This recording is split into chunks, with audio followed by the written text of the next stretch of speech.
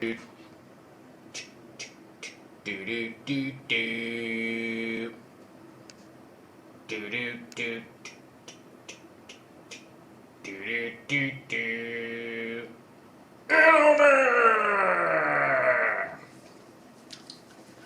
What up, internet? What's going on? It is a greasy, hot Monday, and I'm not wearing my hat because it's too damn hot in here. But in the adventure of trying to get a live stream together every single day, we are here to live stream on a Monday, maybe about half an hour before it gets too late and I gotta go to bed. Reasonable.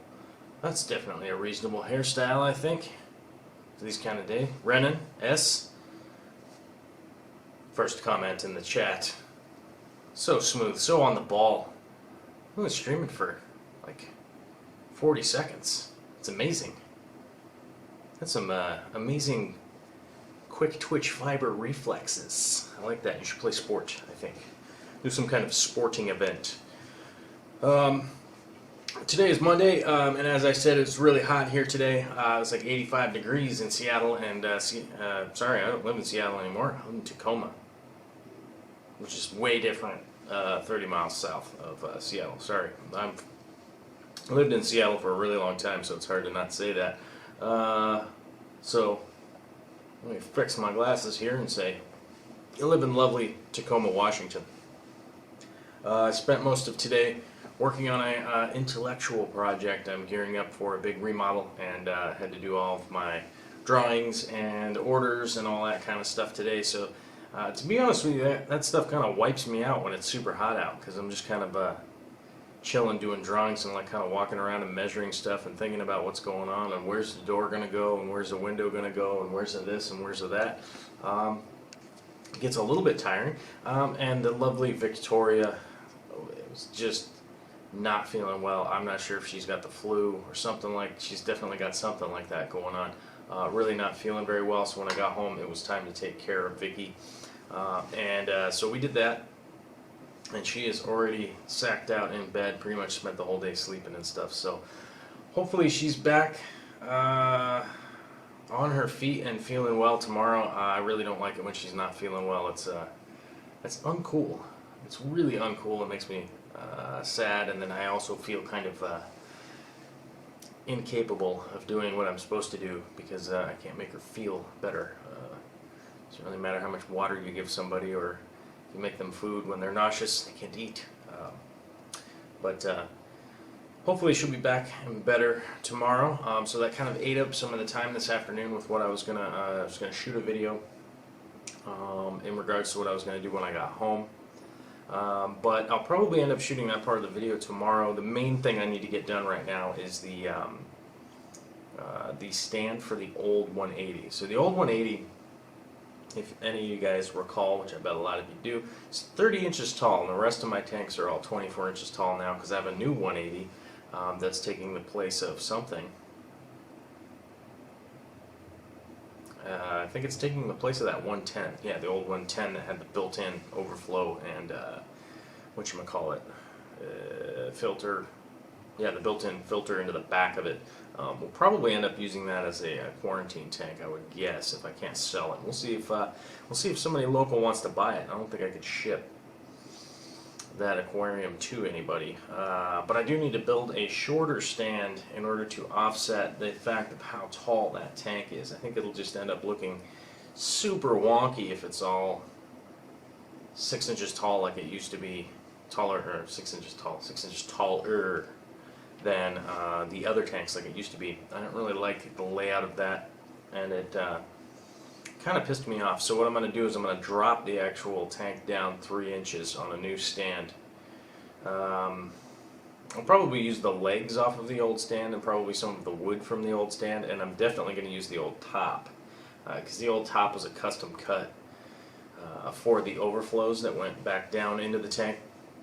So I'm going to reuse the top and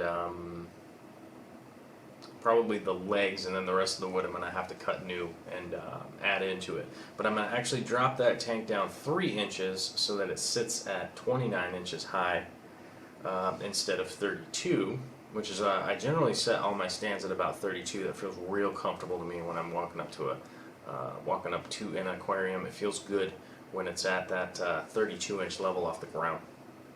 So I'm probably going to build that one at 29, and then I'll probably have a 3-inch strip of trim that's going to go over that, and then I'll when I do a hood for it, because it's a reef tank, I'm probably going to end up doing a hood for it.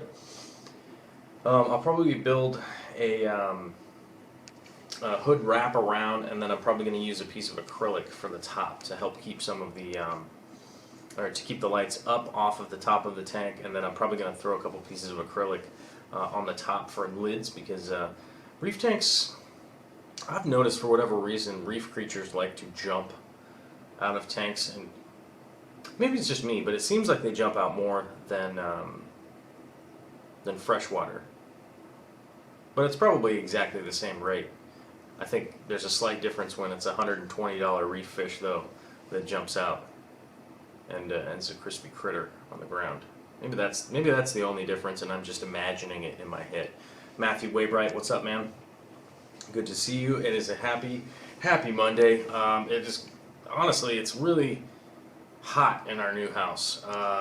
With all the improvements that we've already done here, we've done the interior paint, we've put in the new furnace, we redid the hardwood floors, redid a bunch of the electrical, ran a sub panel outside, blah blah blah blah blah, all the stuff that we've done. We haven't done the insulation yet.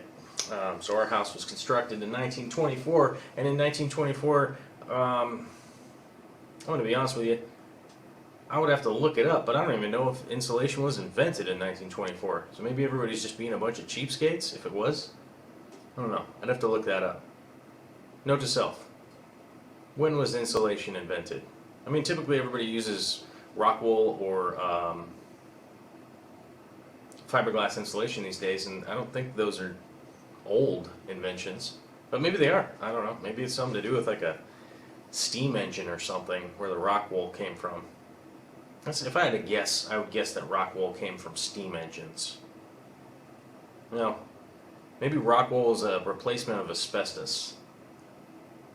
Probably just making up stories now. But either way, that would I'm going to look into that, and hopefully I'll get back to you tomorrow, because I'm going to definitely look that up, and I'm sure I'll probably end up staying up too late thinking about it. So I'll probably look it up right after this live stream is done. I probably could I'm going to put the screen capture on my Google browser in the future, so that we can Google together. I didn't have time to set that up tonight because I was getting busy setting up the Super Chat box. Probably not tonight, but after tonight, the Super Chat will actually show up in the video. So this may or may not be a good idea. It might end up being a bad idea. I'm going to make sure that Matt's around. Not Matt Waybright, but Matt Weber, our moderator. I'll make sure that our moderator is around. So when we do that and we throw that up, Waterboxes is here. I think Waterbox's name is Patrick. He says, "Wow, I haven't seen you since Dark Star Aquatics." Yeah, I've been posting videos since Dark Star Aquatics. We ended up taking down Dark Star Aquatics, if anybody has been a long-time viewer like Patrick. We took down Dark Star Aquatics mainly because it was costing a ton of money to host a individual website, and it just realistically, I wasn't about to be getting into the advertising game realistically, because advertisers bring with them a shitload of caveats to do what they want you to do. Here's a perfect example. A while ago, I was going to collaborate with CChem on some advertising, and then they sent me pages and pages of stuff that I could and couldn't do. And I don't know, I piss off enough people on the internet already. I think this month so far we're up to 150 new subscribers and 140 people unsubscribed. So the conversations I don't want to have with advertisers is the whole reason I'm kind of on the internet. Is that there isn't necessarily like there shouldn't be an outside influence to people like putting stuff on the internet. You can watch the news for that. I mean, you can watch MTV for that. You can watch, I don't know, the Food Network or whatever. You can watch all that, like broadcast TV and all that stuff. They're all heavily influenced by the advertisers, and 90% of the time their message is from the advertisers through the people that are on the show.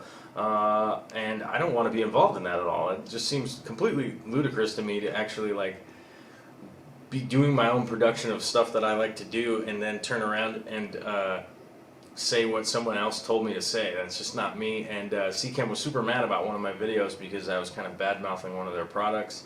And I wasn't bad-mouthing their product on the how it worked. I was bad-mouthing the fact of how much it cost. And they got kind of pissed, probably because they like to make money, and kudos to them. So I like Seachem. I use a ton of their stuff all the time, but no, I'm not gonna. I don't know. I'm not gonna like put their message out there for them for a super discounted rate. Go ahead and go through that whole rigmarole out there. Jason James, the Fish Loft. Man, that was a long web handle. Not sure my house was built in 1951 and no insulation. You gutted it and added it though. Yeah, I am for sure adding insulation to this house. It fell down on the list of things that we needed to do right off the bat when we moved in, because here's one of those things, is that like if I do the insulation, we'd still have to paint the interior, and had we moved in all of our stuff and then painted the interior, chances are I probably would have gotten paint all over something important, or whoever was doing the painting probably would have gotten paint all over something important. So it just seemed like a better idea to get all the paint done ahead of time and just avoid any of those kind of accidents. A lot of you guys know that I do paint professionally, so typically that doesn't happen, but it was just a better idea to do that stuff ahead of time, like redoing the hardwood floors. We painted after we did the hardwood floors, because doing the hardwood floors is insane. There's dust, there's wood dust everywhere. There's wood dust. If you're wearing clothes, there'll be wood dust in your butt crack. You know what I'm saying? Like, there's wood dust everywhere. So it was better to do all that stuff ahead of time, and the insulation really hit the back burner. So we will be doing the insulation. As a matter of fact, I have like 38 rolls in the basement that need to go in fairly soon. But the weekend that we were primed to do the insulation, we were going to start from the top down. That's generally how you do it. Do the roof first, do the top floors, and work your way down. We had a hole, well, not a hole. We had a hole. We had a leak. We had a slight leak in our roof. Our roof is actually only like 2 years old. So we had to get those guys to come out and fix the old work. Well, the old, new, old, whatever. Fix the roof. I'm not a huge fan of doing roofing, so I never do roofing. Typically I fuck it up and fall off a roof, or a combination of both. So it was kind of better just to have those guys come back out and kind of fix their handiwork, and it really wasn't that expensive to have the roofing guys come out, so it was just more effective to do it that weekend. And that weekend we ended up doing something else. I can't remember what we had done. I think we might have like built some of the chicken yard out. The chicken yard's pretty good. We're going to be putting some more work into the chicken yard. We have to change some of the fencing around, and we're probably going to move the coop and do a few modifications to it. And then we have to bury the ICB. We need to move the ICB containers so that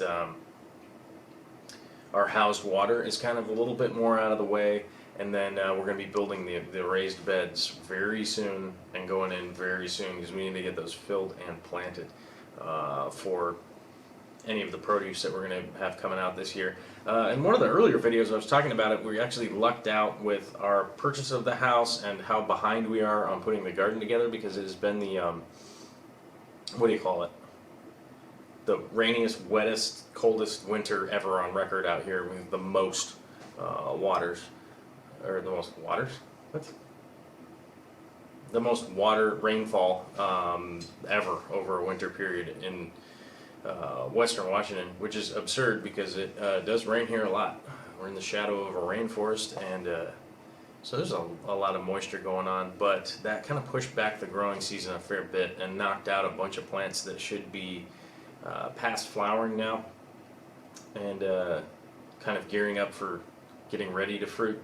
But so we kind of lucked out because I think we're going to have a bit of an Indian summer this year, and it'll give us enough time to grow out tomatoes and all that kind of stuff that we're going for. Cucumbers, zucchini, squash, all that kind of stuff. If we plant it now, we're going to have plenty of time. So we're definitely going to get all those done. In western Washington, on the west coast, this area, cucumbers normally, if they're planted too long, or if they're planted too early and they have too long of a growing time, you just end up with these funky cucumbers or giant cucumbers that are not good. If you've ever eaten a really big cucumber, they're bitter and awful. They taste like wood. And same thing with zucchini. A ton of people like to grow these gigantic zucchinis, and by the time they get super big, they taste like wood. Water boxes. Yes, your name is Patrick, and I totally do remember it. I definitely have to catch up on my videos. You have a lot of videos to watch, my friend. You have a lot of videos to watch. I don't even know how many videos that would be. Crispy Aquascape is asking, have I set up any of my tanks in my new house? We do have 2 tanks in the basement. They're really nothing to look at. They're really not those... they're really not that... they're not really anything to look at. They're basically just quarantine tanks with a couple of aqua clears on them and a heater jammed in them just to try and recover some of the plants that we had down there. We had those tanks set up with all the plecos and shrimp and stuff, and then they had some kind of diabolical issue with that tank that was in the basement. So we ended up swapping everything out, and then we came back the next day and everything was dead, which has raised the hair on my neck and pissed me off and made us sad all at the same time because our bristlenose pleco colony did not make it, which has inspired us to start really testing the water here. And we're still not sure what exactly is going wrong with the water, but we will definitely be sorting that out. I'm really not going to put any live animals in water that may or may not be suspect. It seems like the plants are fine with the water. The few plants that I do have that have survived, they are doing okay in those tanks, so I'm not afraid to set up the planted tanks, which will be the next thing that's coming up. And speaking of that, Crispy Aquascape is sending me a plant package that will be here on Wednesday, and I'll open it up here and let you guys see what, I don't want to say he or she, what Crispy Aquascape sent. And I don't know if Crispy Aquascape has any videos. I haven't checked out the channel yet. I've just been kind of busy running around. I haven't really had a whole lot of time to like kind of screw around on the internet and check out what other people have been doing. But we'll be opening that box on, I believe the tracking information said it'll be here Wednesday, right? Did I say that? Yeah, it'll be here Wednesday, and we'll open it then. We've got some flame moss and some bucephalandra and something else. As you all can tell, I'm a little bit scatterbrained from how hot it was out today. I'm all hot and sweaty. So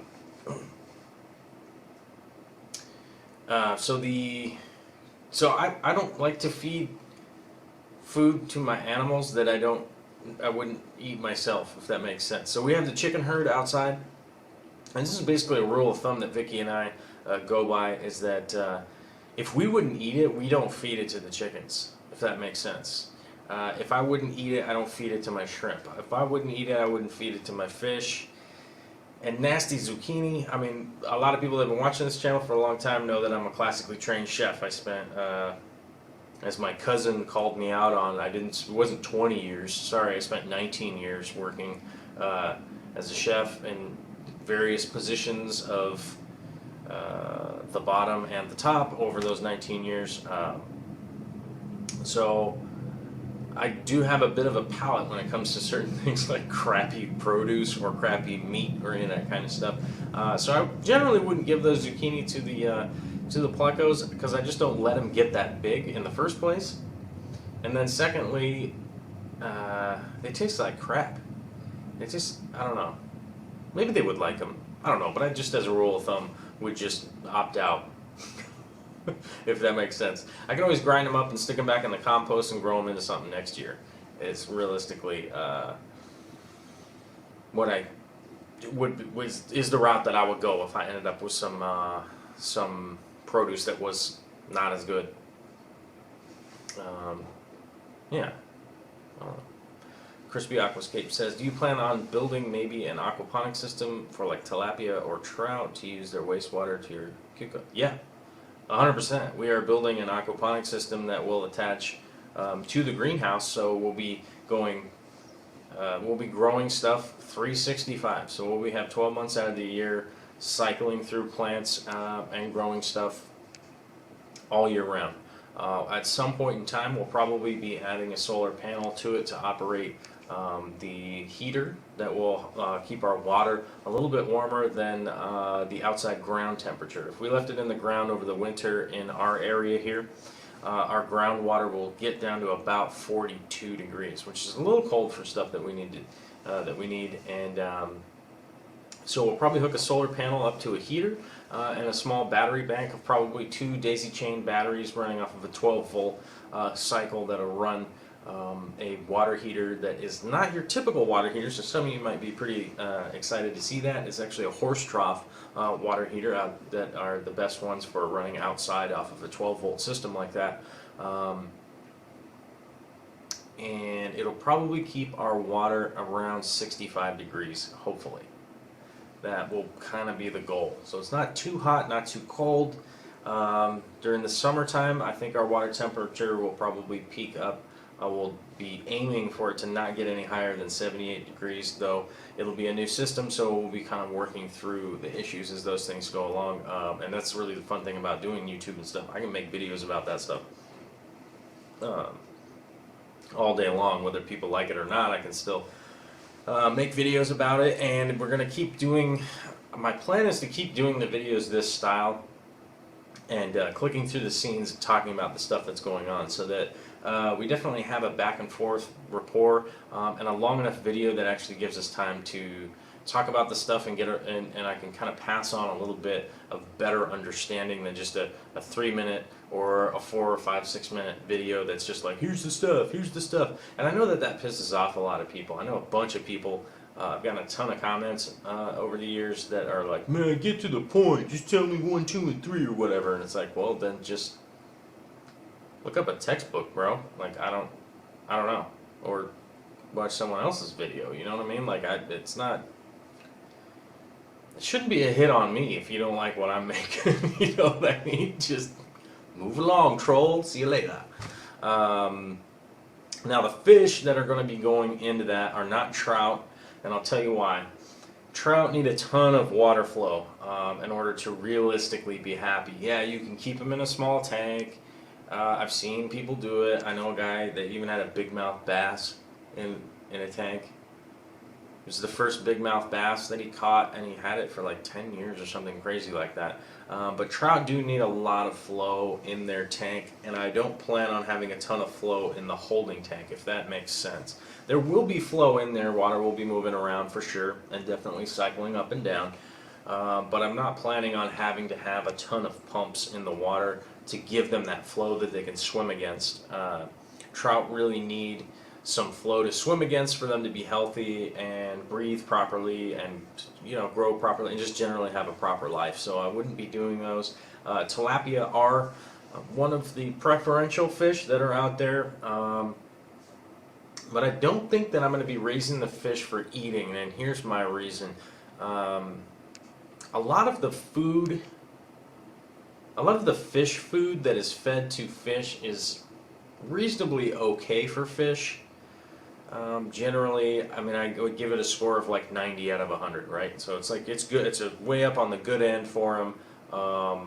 But one of the big issues with farm-raised fish is they have a real high level of ammonia compared to wild fish. I mean, they just realistically do. They live in a smaller, more confined space, and I feel like that passes on. Having been a chef for a long time, getting like farm-raised salmon and that kind of stuff. Farm-raised salmon tastes like crap. It is terrible. It is garbage. No one should ever eat farm-raised salmon. No one should even contribute to that terrible paradigm of creating food for people. It's god awful, especially in comparison to wild caught salmon. That said, the fishery probably can't handle every single person eating salmon all the time with the amount that they fish. So some of that stuff is going to need some kind of legislation at some point in time. But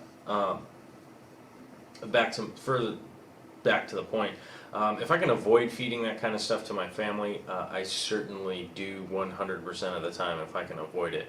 I've never really encountered a position where we were so starving that we had to eat something like that. We were just ended up being hungry for a couple hours and inconvenienced really more than anything else. So I really wouldn't set out to farm something like that we would end up eating. So what I'm actually going to do in that pond is I'm going to be growing koi. I feel like koi are going to be the best bet for my personality, realistically. They are really, they realistically have a personality that I really enjoy. I won't need a ton of them. I'll probably only need 5, 6, or 7 of them, and then they'll obviously breed over time and grow over time and get large. But realistically, their personality is pretty hilarious. If you've ever been anywhere with some really large koi ponds, they're pretty ridiculous little fish that get really big and really old. And being the kind of person that I am, I don't necessarily hold a huge place in my sentimentality, realistically. If I'm breeding something, I can sell them off. Now, obviously, there are certain ones that I wouldn't sell off, but if I start getting koi that are too big and they are in fact breeding and I do have some of their offspring and stuff, I most likely will be selling the real large ones off. A real large, colored koi can go for, I've seen ones. I'm not saying I'm going to be doing anything like this, but I've seen ones that have gone for like $3,000 and up. Obviously, I'm not in the market for that, and that's not really like my goal or anything. If somebody wants to give me $3,000 for a fish, give me the money, here's your fish, see it. In the area around here, you can sell good-sized koi for like $200 because a lot of people have ponds out there, and I feel like that's a good good outreach to meeting some other people that may or may not just kind of be on the fringe of being a fan of like aquatic aquariums and stuff like that. Definitely, the Crystal Shrimp has put me in contact with a lot of people that are deep into aquatics and all that kind of stuff. So I'm kind of thinking maybe that's like a parallel to meeting some cool people with some cool landscape features in their house and stuff like that, because a lot of the people that I've met that were interested in koi were really well established people, not necessarily financially or anything like that, but definitely an older group of people. We're talking about people like mid-50s and stuff that have lived in a house, that are kind of fixing up the place and have more time because their kids are growing up and that kind of stuff, so they've been doing a lot of that kind of stuff. So considering I don't engage with many of those people, I definitely find them pretty interesting, and it seems to be somewhere a little avenue that I would kind of like to meet some more kind of people like that. Dead Boy NYC, what's up? Crispy Aquascape, that is right. They are really we were talking about farm-raised tilapia, farm-raised salmon. The parallels there, they're really low in omega acids. They're really kind of nasty. They're like farm eggs versus store-bought eggs. They are the same thing, but they are so different. My eggs here, let's see. Hold on just a second. I have tons of paint back here that needs to be filed with. So if you're watching the video, not just listening, if this color here is my farm eggs, this is a store egg.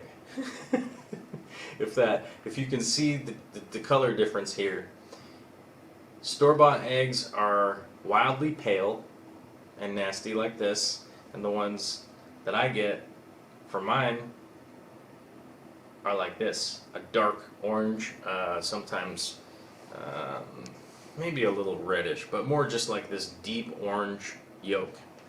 The yolks on store-bought eggs are really pale and light yellow colored compared to the ones that we get here. Maybe I'll do a side-by-side crack one, but I'd have to go get a store one.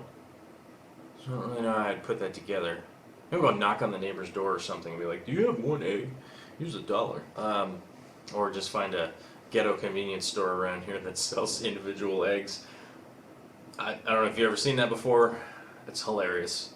Individually priced eggs. It's nonsense. But, so like they are the same thing. So they are the same thing, but they're wildly different, and so that's why I'm probably not going to do the tilapia. And like we talked about, the trout just needs so much water flow that it's just goofy. To try and set up a tank that does that. I knew a guy in Eastern Washington that had a what size tank was that? I think it was like 500 or 600 gallon tank that was like super long.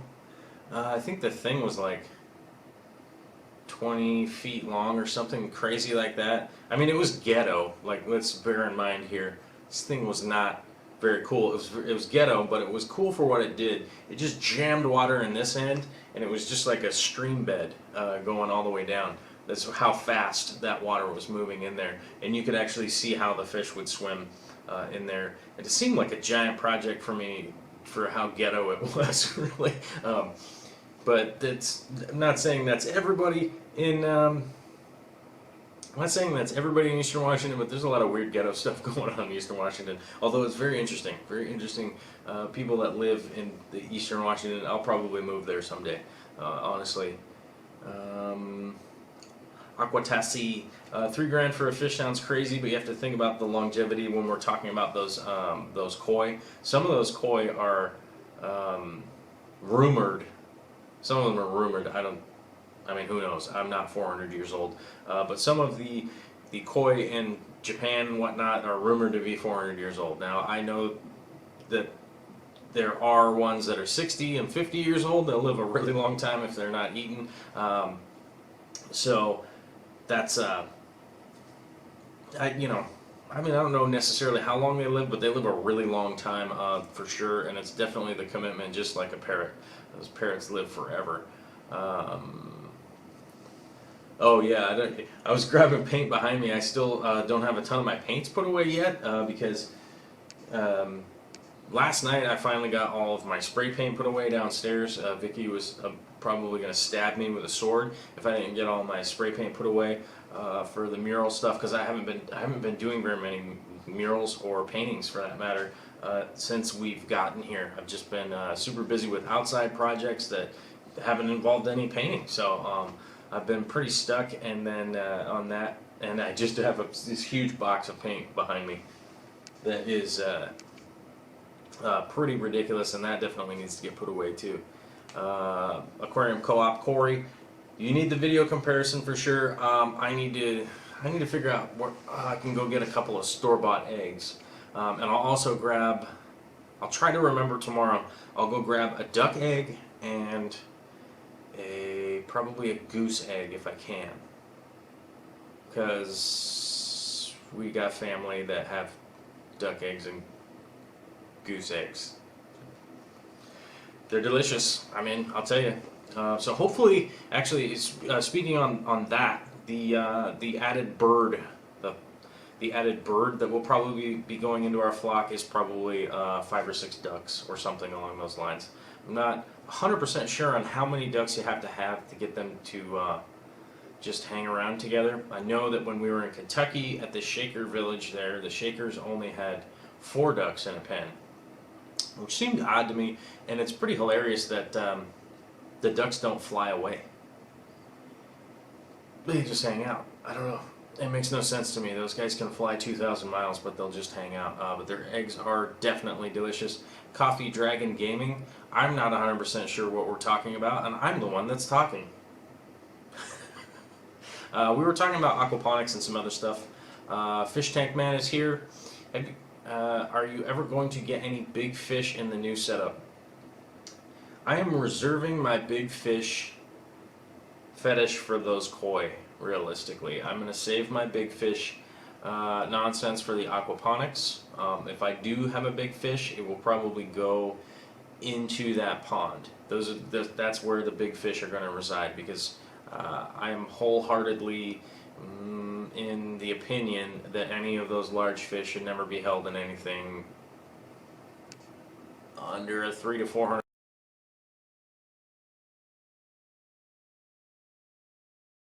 Oh, we lost the camera.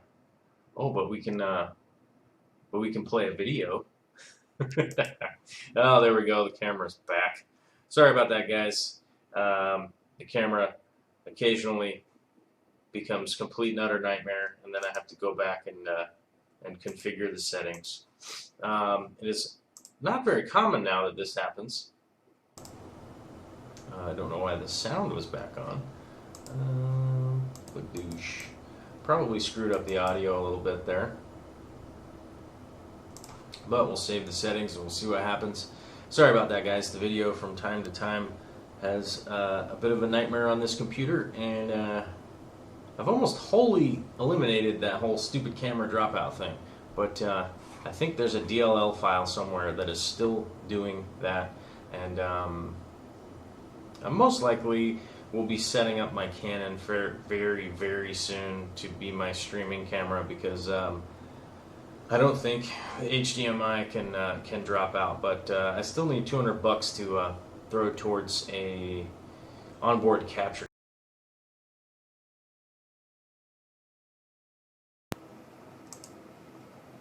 Are you too hot? Is that the problem?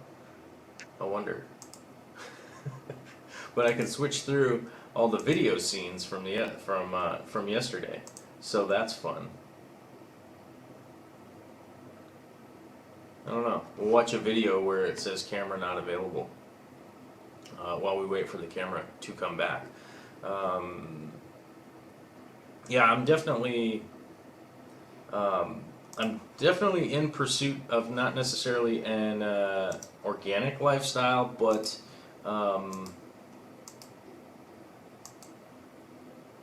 so I can't even get that camera to come back. Oh, there we go. There's one of them.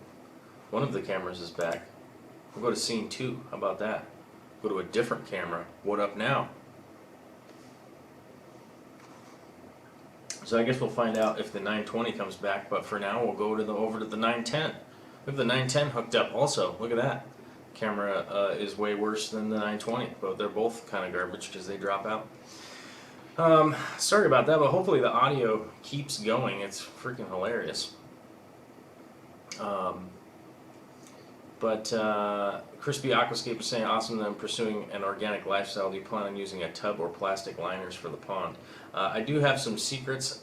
I do have some secrets up my sleeve for what's going to happen. We're actually going to end up digging the hole. We're going to dump 2 ICB containers into the ground, which is actually going to be a bit of our reservoir, and then we're actually going to excavate for the pond and most likely do a concrete lined rebar enforced base, and then we'll probably be doing some kind of fiberglass probably coming up from there, but I do have to get agreement from my lady. You know, my lady's the important one that I need to get the agreement for. And she was talking the other day about getting some fill dirt, so hopefully we can avoid the fill dirt and actually dig out the pond area and use that as our fill dirt, right? I think that is a great idea, and I'll be pursuing that for sure. I heard some kind of explosion. Hopefully it was fireworks and not someone getting murdered. Um, let's see. Aquatissi says there are koi in the ponds of the Japanese tea garden at the Golden Gate Park in San Francisco that have been there since you were a child and you're in your 50s. This is where you tell me I don't look that old. You don't look that old. You look 23. Yeah, there are definitely some koi out there that are rumored to be 80, 90, 100 years old, but there just aren't that many 100-year-old people that can really verify it. And those old pictures maybe don't do it, but I don't know. Maybe there is. They found a shark that they said was 300 years old. What was that? The Greenland shark? Did you see that Greenland shark? They're saying it's 400 years old. So it's definitely possible that maybe that's the freshwater variety of the Greenland shark. That thing lives to be 400 years old. Look at that. The 920 still doesn't work. It's off, but the 910 is holding strong camera-wise. I'm pretty sure, Corey and Aquatissi, it is ghosts for sure that do that. I don't know what Crispy Aquascape says about I had to dig the nose. Have I ever thought about raising quail, Tai Heng? I have thought about raising quail, but I don't like having things in... I don't like having mammals in cages. Which is why we don't do like bunny rabbits or any of that kind of stuff. I don't like having small critters, small mammals in cages. It really, for some reason, it just bugs me. We don't crate train the dogs. We don't do that kind of stuff. It's just, I don't know what it is. Maybe it's like some kind of childhood thing or something along that. But so I don't like having things in cages. As far as I know, when you raise quail, you have to keep them in cages. Maybe you don't. Maybe you don't have to. Right? Two things I need to look up now. Breeding quail, because I do like the little quail call. We hear it a lot in this area this time of year, and it just is just my favorite little noise to hear. It's like the weird daytime, like timid owl kind of noise, and I definitely do dig it for sure. Desiree Hinkle asks, are you going to use any grow media for plants in the aquaponics? Not 100% sure what you mean by that. So probably some media for up in the aquaponic holding chamber up at the top. Yeah. So I'm not sure what that question means, but yeah, I'm going to use that up top. Really the basic porous. Can't think of the name of it right now. I buy it. I don't know. I have the link on Amazon. It's a bulk bag of it. It comes in like a 50-pound bag of the aquaponic media that is used for the grow beds up on the top. I can't think of what it's called right now. I don't know. It's been super hot. You should put a plunge in the pool pond for hot summer days. I would love to build a pond that was big enough to actually swim in. I just think within the amount of land that we have here, I don't think we have enough space to go that big. Yeah, hydroclay balls. Corey is on. He's either Googling or he's just wicked smart. It's probably a combination of the two, I would imagine. I have used rocks in the past. In the past, a long time ago, we used to use rocks, and I'm not going to tell you what we were growing when we used rocks because it doesn't matter. Tomatoes, basement tomatoes. As you guys know, I've been sober for over 3 years now. If you go back about 15 years in my life, I was a bit of a rapscallion. I wasn't necessarily somebody that hurt people or anything like that, but I definitely had some shady business dealings back in the day. And when I say tomatoes, we'll say tomatoes, if you know what I'm saying. We definitely used a lot of rock for all that stuff, and it definitely does work really well. Because realistically, what you're looking for in a aquaponic system is just something that's going to hold and be able to root to allow your water to come up and provide those nutrients as it pumps up and down within the system. So it's not realistically, a lot of the nutrients aren't necessarily being held by cation exchange or any of that kind of stuff. It's actually just more often in the water in the water column. And it's really easy to fertilize if you have some kind of deficiency in your system. It's actually like really easy to fertilize your plants. It's really easy to test for it, and it's really easy to tell what's going on because it's not underneath the water. I find it more difficult to diagnose what's going on underwater necessarily just because of the limitations of not being able to stick my head in the tank and not drown. So maybe I should actually just get some scuba gear, and maybe that would make it a little bit easier. Be able to go over to people's house and dunk my head in their tank, which would probably be pretty fun. Oh, maybe I could just get a snorkel. Yeah, maybe I'll just get a snorkel. But then, what are you gonna do with no hair products, right? Although I actually don't use hair products typically. My hair does this because it has drywall dust and sawdust in it, which gives you a good idea what I smell like on a regular basis, sweat and sawdust, which isn't that bad. Corey's asking, am I skilled enough to build such a pond? I know you're pretty damn handy, or do you have to hire out the concrete work, etc.? Nope, I know how to do. I'm not going to say that I know how to do everything, because I certainly don't, but building ponds is something that and pardon my language ahead here, I fucking love building ponds. It is awesome. It just such a rarity to be able to ever do it in this area. If I wanted to be a pond builder, I would move to like Arizona or something like that. Maybe California. California has a ton of ponds and stuff like that because people either opt for a pond or a pool. And so if they don't have a pool in their backyard, they have a pond in their backyard. It would be great to go and do that kind of stuff. Something that I'm very interested in doing as soon as physically possible is doing a shipping container pond. A lot of people have been doing this. We have access to an excavator that can actually come out to the property in Yelm. So hopefully, with a little bit of luck and a little bit of funding, probably need about $4 or $5 grand to get this thing off the ground to do a aquaponic pond out at the property in Yelm that's actually as big as a shipping container. I don't even know how many gallons that is. We'd have to do the math. So if anybody has a calculator on them, we can do the math quickly. So shipping container is 40 feet long, so 40 times 12. I don't know what 40 times 12 is, so 480 times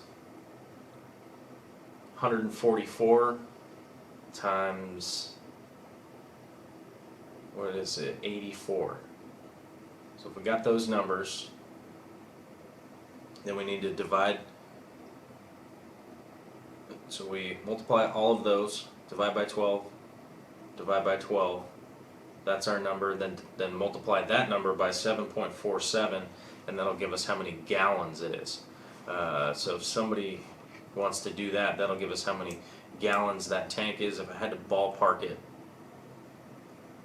so let's see, 8 foot is 240, 240. So that's, let's see, every 2 feet is 1,000 gallons. So 20,000 gallons, somewhere in that range. Corey's on it, 25,000. So it's in that range, 20 to 28, I guess, depending on the shipping container and then the weird waffly sides and all that kind of stuff. So let's call it 25,000 gallons of water, which would be awesome because that's actually a large enough water volume to purify water from, which would be something that I'm hugely interested in trying to do to run aquaponics system off of solar that is going to run all the pumps to an aquaponics system from that big of a chamber, and see if we can't get to a point where we have enough grow beds where we're cleaning enough water to actually filter directly from that water, and also be able to do all the other things. It's kind of, it's a weird system that's in my head. The filtering part is the dumb part that I'm adding to it as a caveat of something that I really want to do. All that other part is just a matter of doing the system bigger. And like I said, I don't have access to an excavator here where I live, but in Yelm, we have a guy that we can call that can come out with an excavator, and it's all privately owned property, which the just to give you an idea, we called 811 to come out before we dug in the ground, and they said no. They just like looked up the address. They were just like, No, we're not going to come out there and survey your property for free, basically. So, Aquatisi says he's with me. I don't like keeping animals caged. We have a cage for our green cheek conure, but she spends a good chunk of time out of her cage. I don't know what a green cheek conure is, so you'll have to bear with me. We're gonna try something here and just Google something and hope that the camera doesn't explode like the other one did. Oh, that's one of those parakeets. Okay, green-cheeked parakeet. You're probably saying it the right way. I don't even know how to say it the right way. Totally cool. All right, learned something today. You've got a parakeet.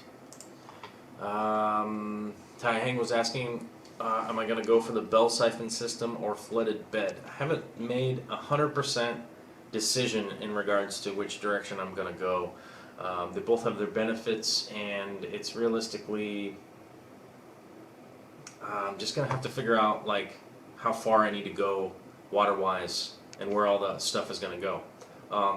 Like I was saying at the very beginning of this video, I spent all day doing architectural drawings, blueprints, whatever the hell you want to call them, for a project that I'm working on, and I just haven't had that time to sit down here and do all the drawings and figure out where that stuff is. So it's all still in my head, and you know, when I ballpark things in my head, I can get pretty close, but I really need to get down with a tape measure and figure out exactly how much space I got, how big the greenhouse is going to be, and how big the pond can be. That's going to be the big caveat, is how big the pond can be, and then exactly which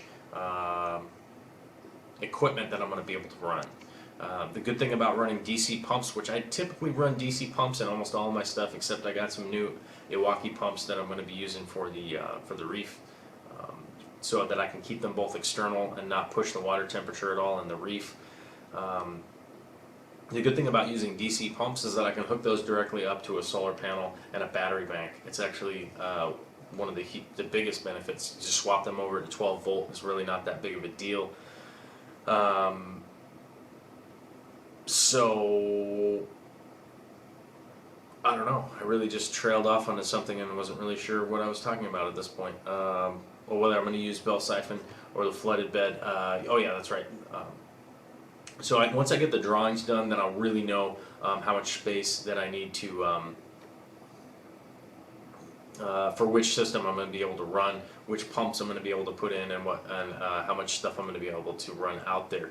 I realistically don't want to run power out to the system out there without having to put in another sub panel to the building here, which I can do, and as a matter of fact, I actually have some surplus wire that I might end up doing, because I want to hook up RV power out there, but I don't want to do the RV power before I do hook up to the sewer main out there for an actual RV hookup, so that when people come, they can come park their RV in our back area. So I don't want to do the power like way ahead and then just go like, yeah, in the future we'll do the plumbing, and then have people show up and have to pull their trailer in and out and to go dump their trailers or whatever if people are coming. And also it would be really beneficial for Vicky's mother is getting older, and at some point in time she'll probably want to stay here on the property for a goodly amounts of time in her RV. So that's why I want to set all that stuff up, but I don't want to run power out there until we can actually hook up to the plumbing line out there, which seems to be a ways down the road, because it's going to be a lot of labor to dig all that crap out of there to get to the sewer drain main. I'm running behind on the chat here. Cole Schramm joined late, but you made it. That's right. That's what really counts. Dirty old farmhand.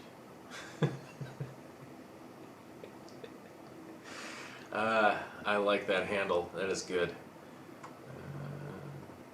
She didn't use the tank calculator. Yeah, you might as well use the calculator. I spent 4 years working in accounting. I refuse to do math anymore. Aquatisi, I understand. I have to do math on a regular basis. Figuring out load weights on structures is the biggest thing that I have to do very often with framing, adding drywall, doing electrical, all that kind of stuff. So like one of the places I was working on a while back have a suspended drop ceiling that was hanging from the wrong size joists, and then the owner goes like, well, hey, everything's fine now, and it's like, well, yeah, or everything has been fine. Well, it's like, yeah, but we're going to actually add 800 pounds of weight to these joists that were up here before, and we really need to overbuild them from what they are now. That's like the worst advice that I end up having to give people, because it's that cost. It's like, yeah, we got to go buy a whole bunch of joists, and you're never going to see them again. But it's safety. That's the whole thing. Crispy Aquascape is asking, have you seen some ponds in the UK? I've seen some smaller species of sturgeon in combination with koi's, and it blows my mind. Maybe it's just a delicacy, because I think regulations in the States are junk sometimes. I have seen some UK ones. I've never actually made it to the UK, so I've never seen any of them in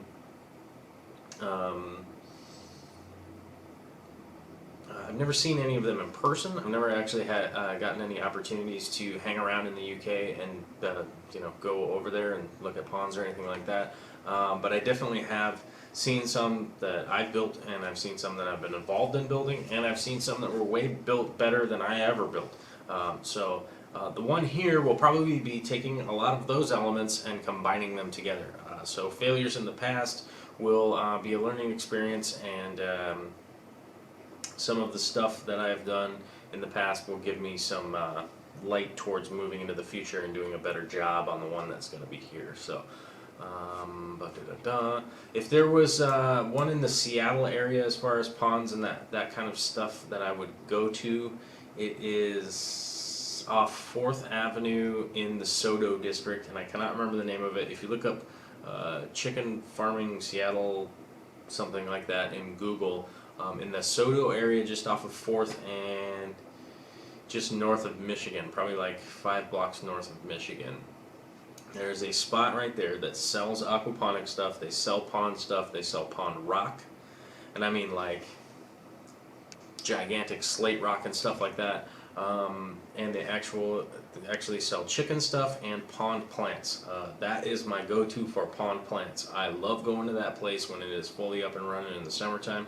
It's not necessarily sad in the winter, they just don't carry as much in the winter. Obviously, there just isn't that many people shopping for pond stuff in the winter. But if you go there full-blown in like July or something like that, I mean, I'm telling you, pretty much every single pond plant you can think of, they have in there.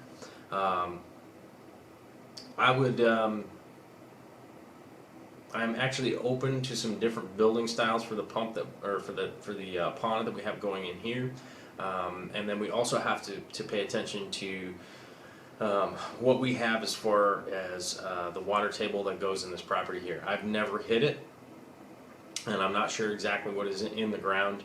Once we dig down in there, we're going to find out what's going on. Aquatasi. It's so hard for me to say.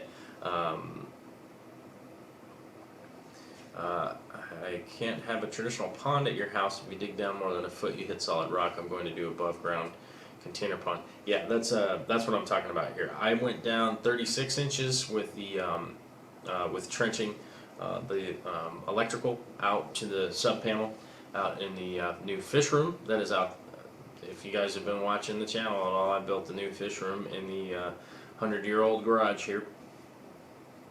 When I trenched out there, I went 36 inches deep. I'm going to have to go deeper than that to get the pond properly put in. So we're going to,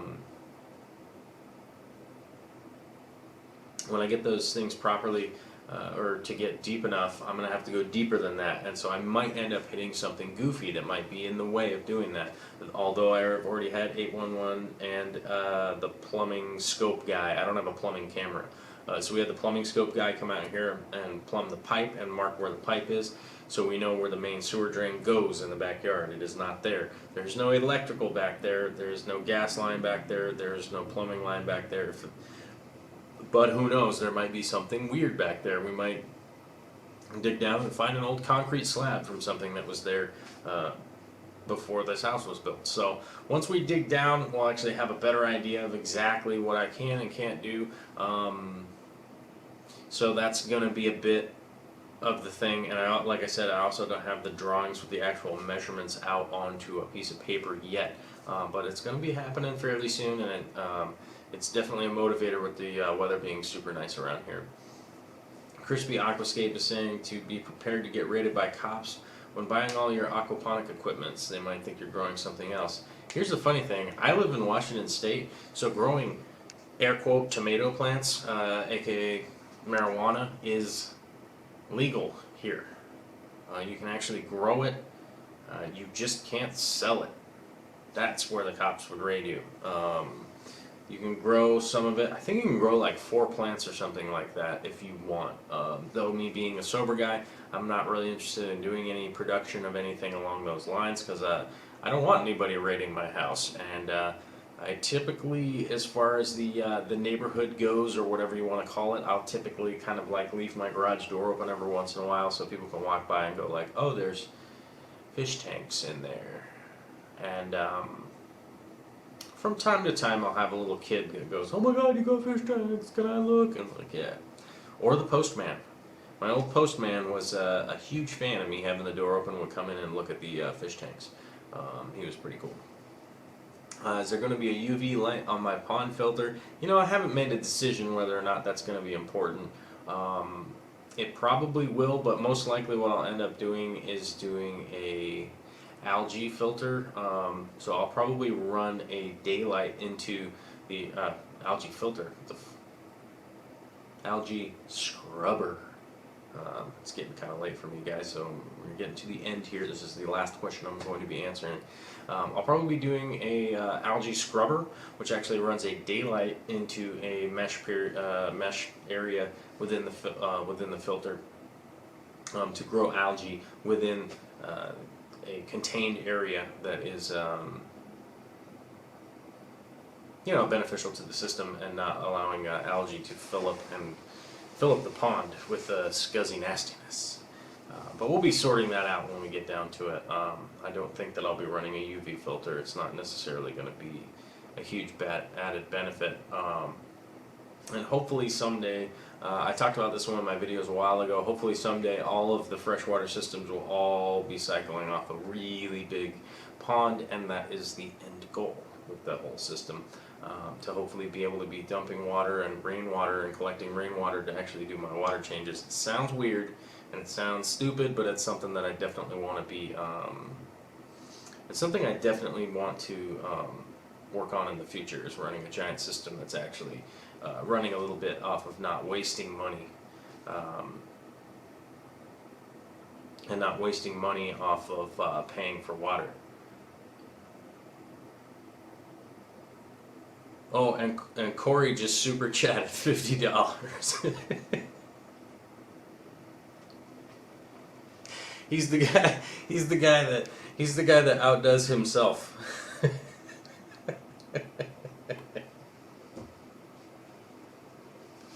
To those of you that don't know, Corey was my only other super chat I've ever gotten, now he's the only 2 super chats I've ever gotten, and dude, I really appreciate it, man. That's super awesome, dude. I really do appreciate that big time.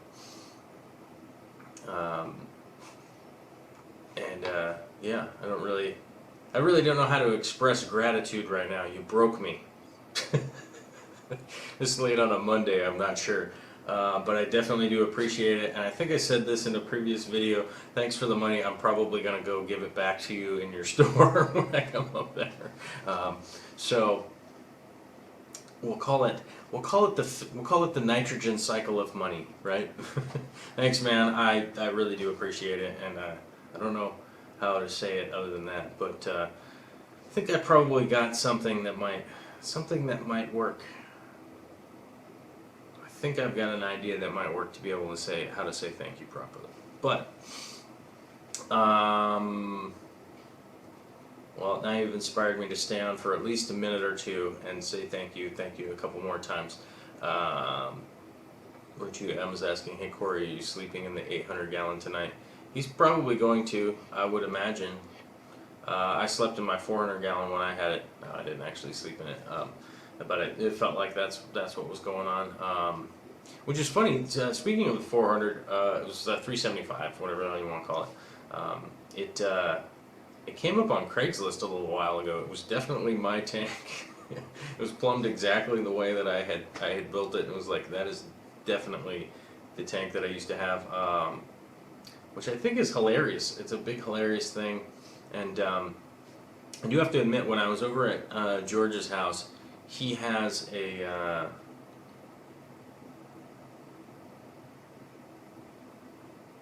oh, I think it's a 1,200-gallon tank that he's going to put into his house, and I want to get involved in that project.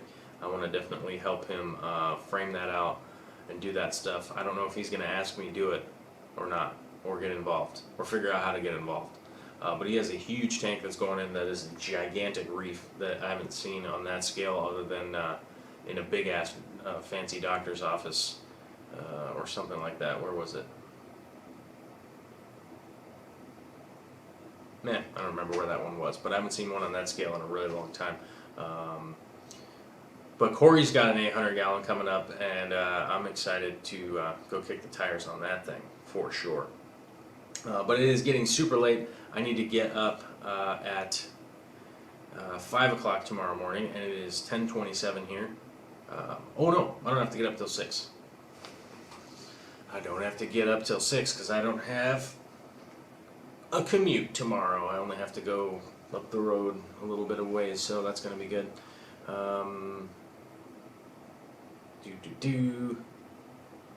Fish Tank Man is asking, how do you donate?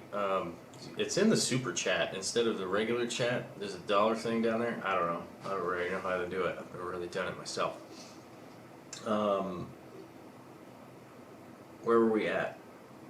But the 240 is going to be coming up pretty soon. Hopefully that thing is going to be done. It's been all leveled out. I got everything there, and I've. Oh, this was the thing that I wanted to hit on. I'm an hour in, and I completely forgot about what I was going to talk about. Was the Apisto tank. Apistogramas is what's going to go in one of the tanks. I haven't made up my mind yet. I haven't completely made up my mind. But that being said, we're going to end up going South American, which is going to follow. If I want to go biotope, I'm going to get really hamstrung by South American plants, which means like no, let's see, no Anubias or anything like that, because that's all African. I'm going to end up with a lot of Vals and Sagittarius. The one thing that's cool is baby tears, even the medium, all the varieties of baby tears, those could go in there. So I don't think I'm going to go biotope. Biotope seems like a big, stupid waste of time. I don't need to wear a biotope badge around. Those of you that are big fans of that, kudos. I love that you guys are big fans of that. I don't think I want to hamstring myself to, if I have a South American fish, to only have South American plants, because that will eliminate Anubias and Crips from that tank, and I don't think I can handle that kind of stress right now. So if I don't have Crips, and I don't have Anubias, and I don't have the Bucephalandra that Crispy Aquascape is going to be arriving here on Wednesday, it seems like a huge waste of time to me. So biotope out, Apistogramma tank happening. I just need to figure out where to source and then which kind to settle on. Apistogramma is the type. Now I need to figure out the sub category of Apistos that I want to handle, so I'm slowly making up my mind exactly, and of course availability. It's always going to be availability. So I'll probably end up seeing what Corey has. I'll probably end up seeing what the Wet Spot has, because I do have to go down to Portland to get all the crap from Potato Bradley. I'm gonna be going down there, and I'll definitely shoot a video when I go to Bradley's house, because I'm very intrigued. I've yet to go to Bradley's house. He's not somebody who YouTubes, so he sends me pictures of stuff that's going on at his house. Now, he offered to bring me 300 angelfish. So that kind of gives you an idea of what is going on his property. I'm very intrigued to go there, and I'm definitely going to bring both cameras and hopefully have Vicky shoot some stuff. I'll shoot some stuff myself, and then so I'm very intrigued to see what's going on there. He's breaking down his reef system into a smaller system, which is only going to encompass 3 tanks, I believe. So I may be misquoting. If Potato Bradley, if you come on and you hear this, maybe I'm completely misspeaking, because I've done that before. How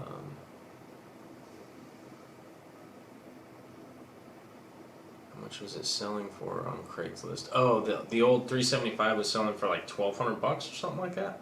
It wasn't super crazy. If you search Craigslist for aquarium, there's a store for sale for $95K in Phoenix. I wouldn't spend $95,000 to go live in Phoenix. Somebody would have to pay me. It's another 0 on there to go live in Phoenix. I couldn't do it. I love visiting Phoenix. I love people from Phoenix. Rututu M, Monte Carlo is South American. I believe it is because it falls in that kind of Caribbean area. That Caribbean South America. Because let's see, North America is... yeah. Where's the cutoff for North America? Is it Panama? No, is it Mexico? Is it Mexico? What happens in the middle there? God damn. I feel like an idiot tonight. I don't know where North America ends. Oh crap, I'm turning into American. But I believe Monte Carlo is, yeah, I mean it falls in the central area, but I think it's the southern central area. So I believe it falls in South American, but you know, it might be one of those things where somebody tells me I'm wrong and then it doesn't matter that I'm wrong. So, but either way, I'm not going biotope. I'm not going biotope on the Apisto tank. I believe that is going to hamstring too much of the aquascape and going like, it's got to be a biotope, it's got to be this. And you know, I did that stuff in the past and it really just kind of bugged me a little bit. Not necessarily like, it didn't really like push me harder to do better. It just kind of made me irritated that like I couldn't put a thing in that I wanted to put in because the water parameters were correct, but it was from the wrong area. Like if I only did a Vietnam tank, right? It's like, well, that plant's not from Vietnam, so I can't put it in there. Yeah, that just really bugged me. Honduras is south of Mexico, that is for sure. So is Guatemala. We love the heart here, called population control. I don't know what that means. I don't know. I love the challenge of picking a country and stocking only fish and plants from that particular country and doing Thailand only tank right now. Apistos are wonderful. You easily base a tank around them. Aqua to Sea, yeah, that's what I'm saying. Like a lot of people are way into that. And when I did it in the past, I was doing it with all those nano tanks. So it kind of worked out because I had so many nano tanks that it didn't really affect me, but it also sort of pissed me off because I couldn't put stuff in certain tanks when I wanted to go for another look, even though my water was correct for that plant, if that makes sense. Like my parameters were good, it just wasn't going to work for that plant because it was from it just wasn't going to work because it was from the wrong area. And it didn't really feel like I was like pushing harder to do a better job. It just felt like I was like, oh, now I can't do that. And a lot of times it's a huge issue to try and even find a certain plant that that you may or may not have looked for. I know I could always bug people like Tom Barr and see if they'll send me something specific. But most people that are like in that higher up echelon, it feels rude for me to ask for a freebie, and a lot of times it doesn't mean that I just have like 30 or 60 bucks or whatever to just throw out there and go like, badoosh, cool, send me that thing, because that's just reality. You know, I'm not broke. I'm not starving for food or anything. I went and bought groceries tonight. But there are certain times where I have to make a decision about if I'm going to spend money here, or if I'm going to spend money there. I mean, everybody has those decisions. Like, I got to pay all my insurance, which is up to yin yang, especially because sometimes I cut my finger off. So it's good to have some of that stuff. But you know, colostrum, I wouldn't do biotope either, kind of limiting for South American. Aqua to Sea, I don't do true biotopes though. The hardscapes is always whatever I feel like doing artistically. Yeah, that's the limitation would end up bothering me, and considering I'm like rebuilding right now, and there are some freebies especially coming my way with people donating actually plants and all that kind of stuff. I'm not going to look a gift horse in the mouth and just be like, well, I can't, I'm not going to take your generosity. So I also don't want to go down that road either, where I'm just like turning stuff away. Rututu M says, trade some of my paintings. I have. I trade them for money and then I buy plants with them. It's kind of my favorite thing to do if I get an opportunity to do that, but there are going to be some custom paintings going out to some people that I need to get them to. Some of those will be up and coming. I'm currently booked for work through the July something. So, oops, what did I do? Oh, I closed chat. Oops. So I'm going to be booked out for quite a while, so I'm going to be trying to start fitting in some of the, that's crazy because Joel is my name. I'm going to be trying to fit in some of my paint projects coming up. I'm probably going to live stream some of those if I can't maybe get another camera that doesn't crap out halfway through. And then I might actually be throwing those up on Twitch possibly, because I think it's really difficult to throw a 6-hour live stream of me painting up onto YouTube and have any expectation of people watching it. It would bug me. I probably wouldn't watch that either, but I definitely listen to a lot of radio shows where Dingleberry like me is just yammering into the mic. But it is 10:38 at night, so I need to say thank you for everybody coming out, and we're going to end this up and wrap it up. And y'all get all your stuff ready for tomorrow, because tomorrow evening, sometime between 7 and 9 Pacific time, I'll be coming back with another live stream and probably have some good video from whatever the hell I do tomorrow. Renan S, thanks for coming out. Matthew Waybright, Waterboxes Patrick, thanks for coming out. Jason James, Tai Heng, Crispy Aquascape for sure. Double thanks for sending the plant package this week. It was coming on Wednesday, and we'll do the unboxing on Wednesday. Dead Boy, New York City, hola and goodbye. Aqua to Sea, always a pleasure to have you around for sure. Corey at Aquarium Co-op, thank you so much for coming out for sure, and thanks for donating, man. The only donator. Coffee Dragon Gaming, I don't know who you are, but thanks for coming. Fish Tank Man, of course, thanks for coming. Dirty Old Farmhand, I love your handle. That is probably my favorite YouTube name so far. Desiree Hinkle for sure, and anyone I missed. Who else did I miss? We'll scroll down here to the bottom. Rututu, Josh Cuesta, and thanks again. Growafro, you're gonna be the new Bob Ross. Thanks guys. Thanks everybody for coming out. I used to have a big long fro. Those of you that know, I used to have a big long mohawk, and the big long mohawk is coming back. I'm probably going to cut this down into a little boy cut for a wedding that is coming, and then my mohawk shall return. Right now I have the, what do you call this? This is the business cut. This is the business cut that says, I'll fix your house or something. Alright, night guys. And a long, lovely, where's the output button? Where's the output button?